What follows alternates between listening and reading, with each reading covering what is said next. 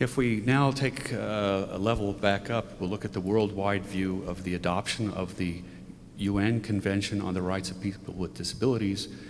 This convention, similar to a treaty, has been ratified and signed by more countries faster than any other convention in prior history.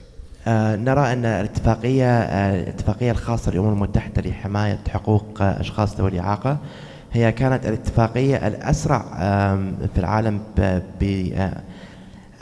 الذي طبقت بطريقة أسرع من قبل الدول المشتركة بها. ونرى هنا أن هناك 148 دولة موقعة على هذه الاتفاقية وأكثر و100 دولة الذي الآن في طريقها إلى توقيع هذه الاتفاقية المهمة. Let's take a look at the Gulf region, and you'll notice that Qatar is one of the leading countries in the region in moving the rights of persons with disabilities. ونرى أن دولة قطر هي من الدول السباقة في توقيع هذه الاتفاقية إقليميا وعالميا. You're even ahead of the United States in ratifying the convention. ودولة قطر حقيقة أكثر سباقة من الولايات المتحدة الذي لحد الآن لم توقع هذه الاتفاقية. So that's one reason I'm honored to be here. وهذا من الأسباب الأخرى الذي يشرفني أن أكون متواجد معكم هنا. President Obama has identified his priorities, and I'd like to share them with the audience. الرئيس أوباما حدد أولوياته في هذا المجال وأود أن أعرفكم عليها. He's identified education as the first priority after the end of discrimination. The second being employment, and then finally supporting independence and involvement of people with disabilities in the community. الأولويات الأربعة هي أولاً إنهاء التفرقة أو إنهاء النظرة الدونية لأشخاص ذوي الإعاقة في مجتمعنا. الأولوية الثانية هي أن تطوير مناخات مهيئة لأشخاص ذوي الإعاقة التعليمية، وأيضاً تهيئة مناخات مهيئة لأشخاص ذوي الإعاقة في مجالات العمل، وأخيراً أن نهيئ مناخات منزلية أو سكنية لأشخاص ذوي الإعاقة الذي تكون من الأولويات الأربعة للرئيس أوباما. Later in today, we'll hear a presentation from Lisa, who will talk about the e-accessibility policy for Qatar. اليوم أيضاً سنناقش استراتيجية جديدة للنفاذ الرقمي الذي أنشأها المجلس الأعلى للاتصالات، وسوف يكون هناك عرض عن هذا الموضوع بعد قليل، وبإمكانكم أن تتعرفوا عن ماذا هذه الاستراتيجية تحتوي.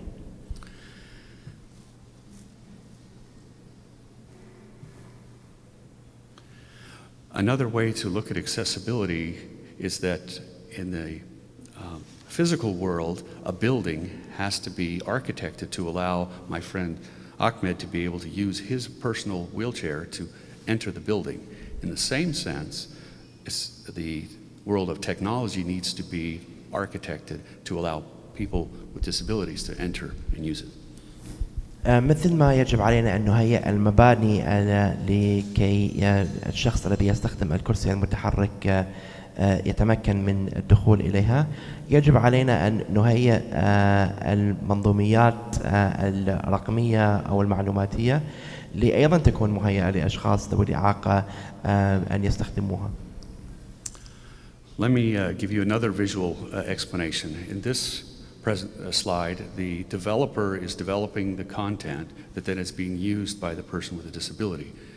Each step along the way is important that those considerations be included, for example, in the tools and in the technology. نرى هنا أن عندما نخلق مواقع إلكترونية مهيئة لأشخاص ذوي الإعاقة يجب أن نأخذ هذا في الاعتبار في كل خطوة من تطوير هذه التقنيات. الخطوة الأولى هي خلق الأدوات التي تمكننا من صنع هذه المواقع، وأيضا بتأكيد أن العملية الذي يراها المستخدم أو المستهلك لهذا الموقع أيضا مهيئة لأشخاص ذوي الإعاقة. Since the PowerPoint presentation stopped working, I think that's a cue for me to show you another demonstration.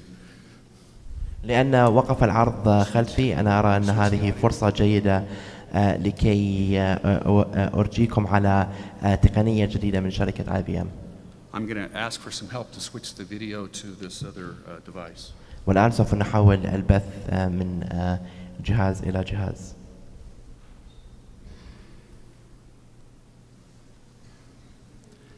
My friend Ahmed is being very patient in speaking and translating for me. So I'm going to ask this machine to help me do some translation. هذه الآلة الموجودة معي هي آلة مترجمة، وأنا سوف أساعد الأستاذ فيل بإطلاعكم على كيفية استخدامها. Can you switch the display to this, the other? Okay, almost there.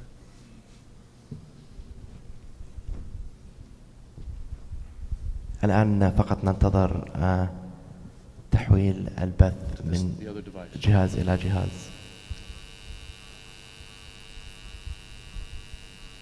No, to the remote laptop.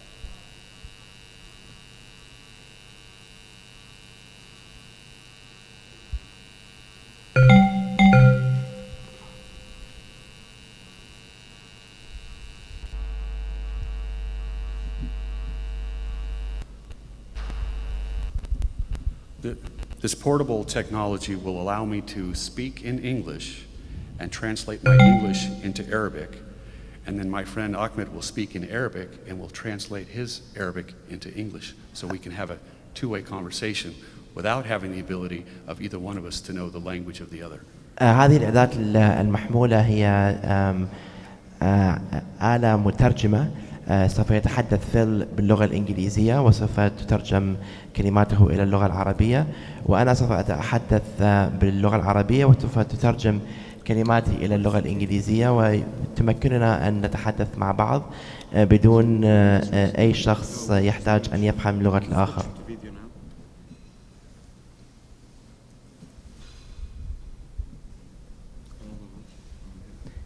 الجهاز هو مهيأ للهجة العراقية، فأنا سعيد بإمكاني أن أساهم في هذه العملية. Welcome.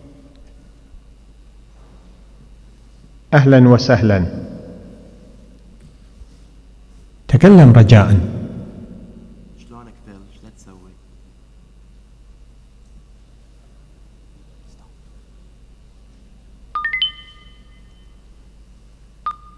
How more, what are you doing? I am doing fine, thank you. أني زين شكرا. تكلم رجاء. شو وقت راح نخلص نقاشنا اليوم؟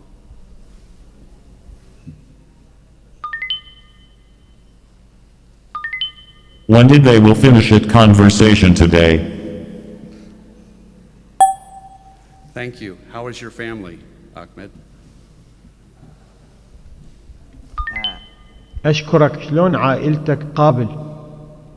الكل زينين. I just want to explain that the English at the top is translated into Arabic. Then the Arabic is then retranslated back into English, allowing me, who doesn't understand Arabic or read it, to know whether the translation was correctly done without having to know Arabic. So if the English at the top matches the English at the bottom, and in this case it's pretty close, if not perfect, allows me to carry on a conversation without knowing any Arabic. هذا الجهاز يمكنني أن أتحدث مع شخص يتكلم اللغة العربية فقط بدون أي صعوبات. So I believe that technology like this will then be beneficial to users who can't hear, because as I speak to someone, they'll be able to read what I say, and then they can speak and I'll be able to read what they say. So I can have a conversation between a person who is blind and a person who is deaf, for example. هذه التقنية أيضا تخدم الأشخاص الصم، والمكفوفين أيضا بإمكان الشخص الذي لديه إعاقة سمعية أن يتواصل معي بقراءته لما هذا أنا أقوله.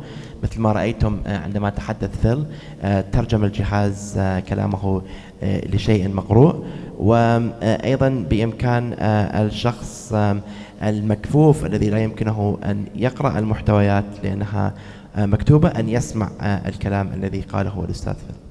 One of the things we're doing inside of IBM that we'll be soon releasing to the public is the ability to take any video, automatically caption it for people who are deaf or hard of hearing, and then be able to translate that automatically for second language learners. And this will allow any IBM employee to have access to any video on demand.